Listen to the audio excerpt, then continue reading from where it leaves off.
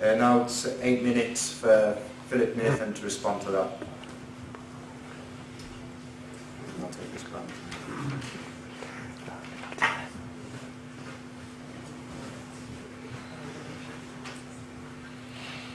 Oh, thank you, Hamza. I don't know where to start. Well, I know where to start. Did any of the research that you quoted mention humanism? Yes.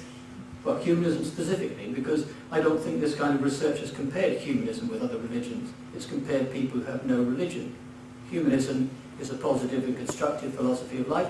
I think if I did a survey of our humanist members, you find that we live, well, I think our president died a little while ago in his 90s, that our current chair is 84 years old. We have a lot of quite elderly people in our membership, actually. If you went there, you'd probably think I was one of the young ones. But I don't think that these kind of things are actually sort of reasons to believe anything. So you do live longer. You can take certain drugs that will have statins. In fact, I did do a radio show where the Christian priest was saying, well, Christians live longer, you see, so maybe everybody should be a Christian. That was his argument. I would say that the research probably shows that if you're in a social supportive group, you have friends who will help you out, you have a strong sense of belonging and many other things like that, then that's probably going to help you live a little bit longer. And I think looking at the research would show that. So, I mean, I can't go into individual papers. Yes, you've mentioned, you've presented a lot of points. I don't feel I'm a philosopher. I suppose I've been a scientist by training. And in fact, when it comes to philosophy, I often don't understand, unfortunately. And there's many things that I don't understand in life. And for example, diagrams like this, frankly, I just don't get it. I don't see what it means, what it's about. What I see is that there's not these things. I see no God in my life. I see no God doing anything. And, for me, that's where it's at. And, if you want a deep intellectual argument, I suppose you made a very good point about providing evidence, but I think it's for people who believe in God to provide evidence, because I see none. It's not there. There's no one. I can't see anything. I can't touch. I can't feel. I can't see anything. And, he said humanism is a dark world. No, humanists don't want the children in Sri Lanka. We don't see that as suffering at all. It is suffering, but we don't want to see that as a test. We just don't want to see it happen. We don't want to see people lined up and shot. And our objective in the bright humanist world is to act to stop these things happening. To act through technology, to make vaccines, to act in various ways using technology to stop people starving, to have a better world philosophy so poor people who we could feed, that we actually do damn well feed them.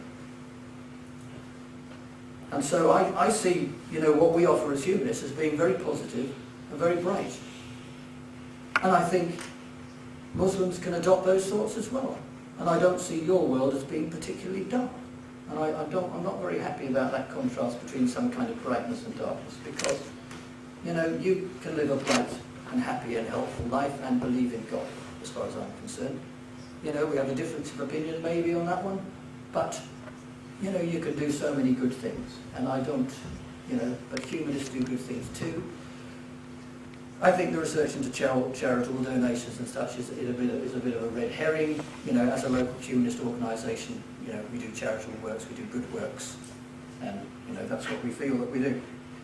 God makes sense of the origins of the universe. That was a complicated argument, but I don't think in any sense that it does. If there is a God, what created the God? That's about as far as I can go in terms of the cause argument. Maybe the world is infinite, maybe it's not. I don't really know. Let's try and find out through research and investigating what happened and trying to understand better. I don't think God makes sense of the fine-tuning of life. This is the intelligent design argument as far as I can see. I think we came here, we developed through a process of evolution. As Hamza rightly points out, the possibility of us being all here in this kind of way today at this point, there is astronomical low chance perhaps of that happening. But there's a 100% chance of something happening, and this happens to be the one that happened. Okay? That's getting philosophical. Something had to happen, and us being here today is one thing that has happened. It's an outcome. There's going to be some outcome. Every outcome is probably small, and, but there's going to be an outcome, and today's outcome, here we are. This is it. God makes sense of objective moral values. I suppose, listen, I felt, rape is wrong, massacres are wrong, they're absolutely wrong. I don't care whether you can rationalise it objectively or subjectively. They're just bloody well wrong, okay? And maybe I'm supposed to get philosophical about it, but they're just wrong, okay? And that's it. Humans, we are moral. We live in moral societies. I think someone told me about some society in Africa where they didn't have morals, but it doesn't exist, you see, because we have to live together. We have to work together, live together, love each other. We are a community, and that's that. Do you believe in abortion? Well, that's not... The choice? That's not a relevant question at the moment, okay? Very relevant. No, we can get on... Sorry. Okay. I was wondering if modern Islam is the same as historic Islam. Do people practice Islam in the same way as they did 1,000 years ago? Because in Christian societies, Christians were burning other people at the stake 300 years ago, but they don't do it now, and they claim that, this is a nice modern moral society and it's a Christian society. And I say we defeated Christianity. Good people, good moral values actually managed to get rid of that kind of rigid theology that used to sacrifice people in that kind of way. And I would suggest, I don't know, but I would reckon that maybe Islam and its interpretations has changed over the years. All right, you're shaking your head. Maybe that's not the case. Well, I can tell you that Christianity and its interpretation has changed over the years. And what has changed? Well, when I argue, the book is still the same. Something's changing. People are changing. We change through history. We get different values, different perceptions, different experiences, and reinterpret things. There's a lot of morality without religion. Me and Obama, we're great friends. I didn't say anything about change. As I say, I'm not an intellectual philosopher. People are more depressed. I don't know, perhaps I've dealt with that point. Maybe some people are a bit depressed without our religion, but as I said, I put that down to being membership of social groups. I don't think there meet that many depressed humanists. Yeah. I don't see these things as, again, these difficult events that happen in our life, or deaths of family, or children, or horrendous things like that. That's a hell of a test. It's not a test at all. It's a tragedy.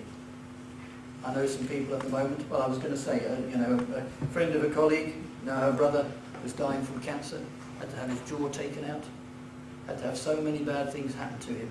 He was in constant pain and wanted to die. Horrendous suffering. In fact, and I don't see that as, it's not involving a test, it's just horrendous and tragic. We need to work to stop that happening. In a humanist world, there is certainly justice. We feel passionately about justice. Why do so many people I know who are humanists work for Amnesty International? Okay.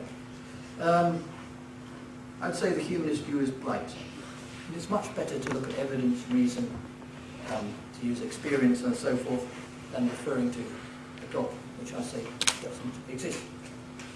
Thank you.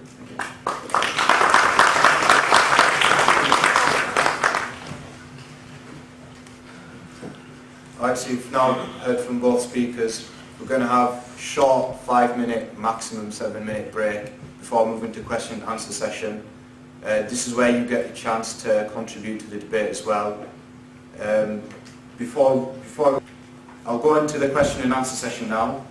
I'm going to give you the rules and everyone has to stick to the rules. I know some people here are my friends or whatever, I don't care if you're my friend or whatever, everyone sticks to the same rules, inshallah, okay? If you want to ask a question, please make sure it's a question. There's always somebody, no matter what event I do, no offence, who thinks that people came to listen to him and not the speakers. So ask a question, don't give a lecture please, okay? You have like a few seconds, make your point, and then that's it. I don't want anyone standing up and giving a lecture. If you do, I'll politely ask you to stop. You can either ask a question by writing down on a piece of paper. You have to write down in English. Somebody asked me, can I write in Arabic? I'm sorry, but you can't. Make sure that it's readable handwriting. Or if you want, you can ask a direction by raising your hand. What we'll do is we'll first see if the ladies have a question. After that, we'll see if the gentlemen have a question.